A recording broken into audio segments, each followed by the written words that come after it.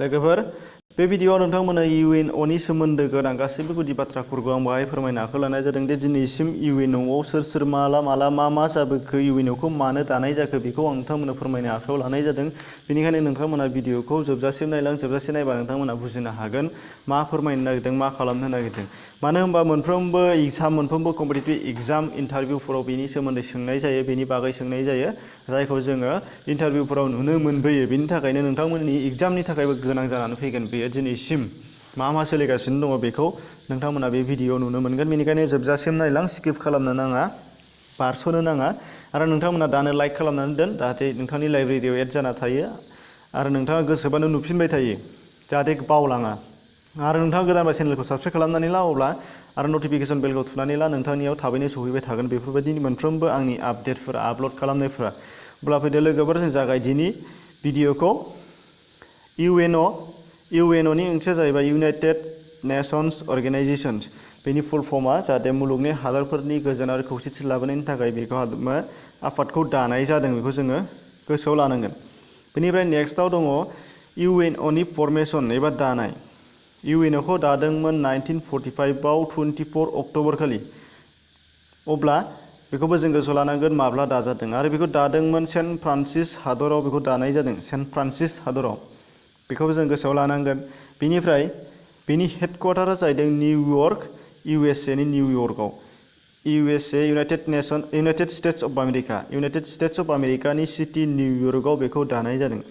बेनिफ्राय दानायनि गेजेरावनो जोंना मोनसे सोंथिया जाहैबाय बेखौ दानाया मानो दानाय जादोंमोन। बे जाहैबाय first world war, second world war मुलुग दावहा जानायनि उनाव मुलुगखौ जे धंस' जानाय नुबाय, बयनिबो हादरफोराव जे गोहोआ दंसै, गावजों गाव गाग्लोबलायै बादि मुलुगा जोबगोन, बेखौ नुनानै मुलुगनि हादरफोरजों गोजोन खौसेथि लाबोनो थाखाय गासै मोनबा हादरफोरा सानखांग्रोदों। बे मोनबा हादरफोरखौ आं दा एसे उनाव बुंगोन। दा बे मोनबा हादरफोरा सानखांनानै जे मोनसे जों मुलुगनि हादरफोरजों ज' गोजोननि थाखाय मोनसे आफाद दानांसिगोन, बेखौ बिथांमोना सानदों। साननायनि उनाव बेखौ 1945नि 24 अक्ट'बर दहाय बुंनाय बे डेटआव दानाय जादों। दा बेयो जाहैबाय फार्स्ट वर्ल्ड वारनि खोथा आरो सेकेन्ड वर्ल्ड वारनि खोथा फैदोंमोन। नोंथांमोना बेखौ बावबाय जानो हागौ। फार्स्ट वर्ल्ड वारआ जाहैदोंमोन 1914निफ्राय 1918सिम जादों। बे फार्स्ट वर्ल्ड वारमोन, सेथि मुलुग दावहामोन।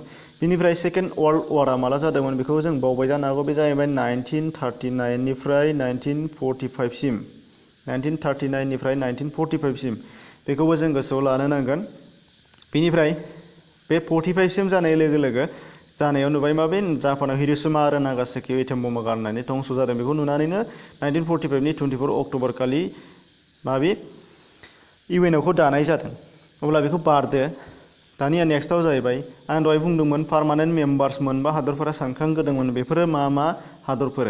बेफोर जायखौ पार्मानेन्ट मेम्बार अफ इउएनअ होननानै बुंनाय जायो। गासै टटेल मोनबा बिसोरो।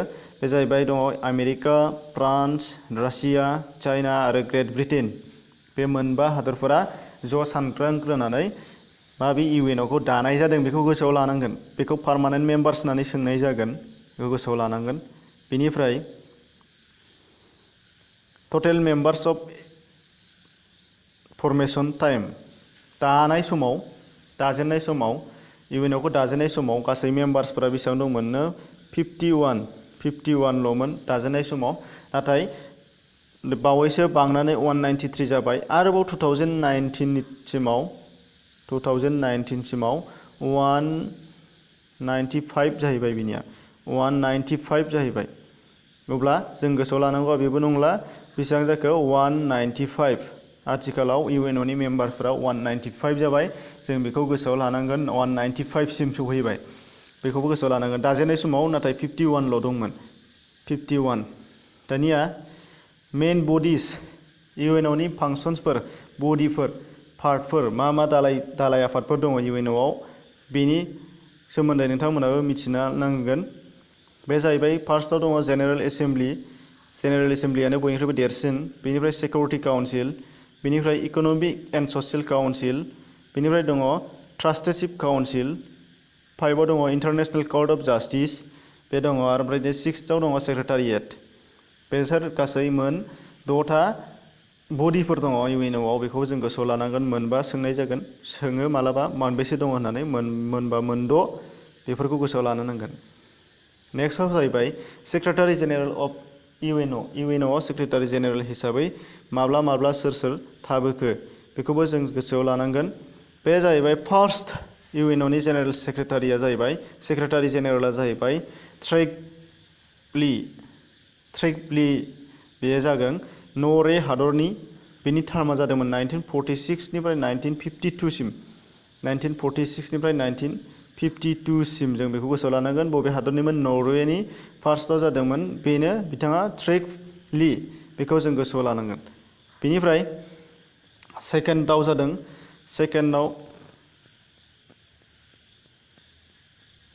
सेकेन्डआव नोंथांमोना नुनो मोनगोन। सेकेन्डआव जादों डाग हामार्सजोल्ड बुंनायाव एसे गोरोन्थि जादोंबो जानो हागौ, नोंथांमोना नायोबा नुनो मोनगोन। नैबे बिथांनि नाम, बे जाहैबाय स्वीडेन हादरनिमोन, स्वीडेननि आरो बिथाङानि टार्मा जादोंमोन 1953 निफ्राय 1961 सिम 1953 निफ्राय 1961 सिम बिथाङा सालायदों इउएनअखौ, बेखौ जों गोसोआव लानांगोन। बेनिफ्राय थार्डआव जाहैदोंमोन इउटान मुंनि बे सासे सेक्रेटारि जेनेरेल जादों थार्डआव। बिथाङा म्यानमारखौ आथिखालाव बार्मा होननानै बुङो, बेनिखायनो बार्माबो सोंनो हागौ, ओंखायनो बेखौबो गोसोआव लानांगोन। बिथांनि टार्मा जादोंमोन 1961 निफ्राय 1971 सिम एबा 10 बोसोर बिथाङा बेखौ इउएनअनि सेक्रेटारि जेनेरेल जादों। सोरमोन? इउटानटा, बेखौ गोसोआव लानांगोन। बेनिफ्राय फर्थआव सोर जादोंमोन? ब्रैथि खेबाव बे जाहैबाय कर्ट वाल्डिमा बिथाङा जादों। बिथाङा जाहैबाय अस्ट्रेलिया हादरनि, आरो बिथांनि टार्मा जादोंमोन 1972 निफ्राय 1982 बिथाङाबो अब्ला 10 बोसोर खुंनाय जादों। बेनिफ्राय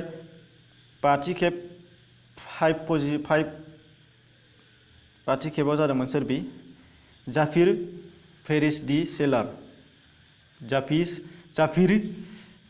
फेरिस दि सेलार, बेखौबो जों गोसोआव लानांगोन।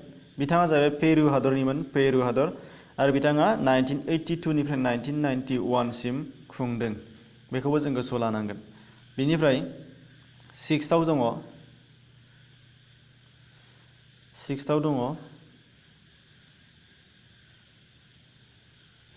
सिक्स पजिशनाव एबा द'थि खेब सेक्रेटारि जेनेरेल जादोंमोन बार्ट्रस गालिया जादों।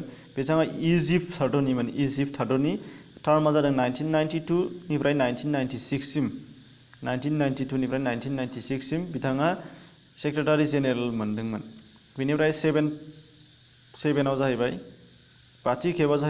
स्निथि खेबाव जाहैबाय कफि आन्नानआ जादों।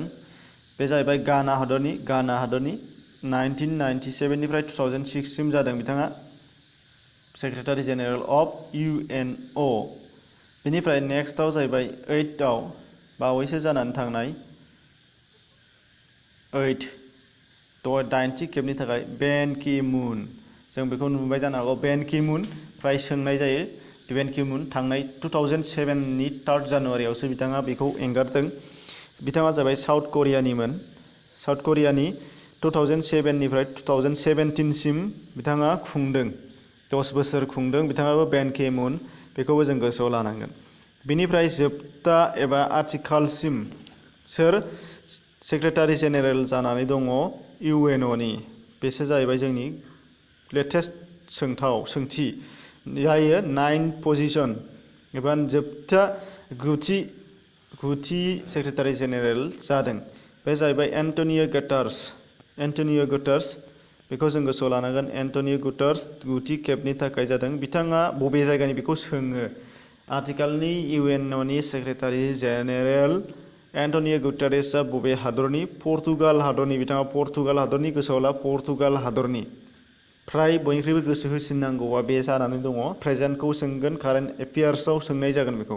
आरो बिथाङा चार्ज मोनदोंमोन 2017आव जानुवारियाव मोनदों। 2017 नि जानुवारियाव मोनदों बिथाङा।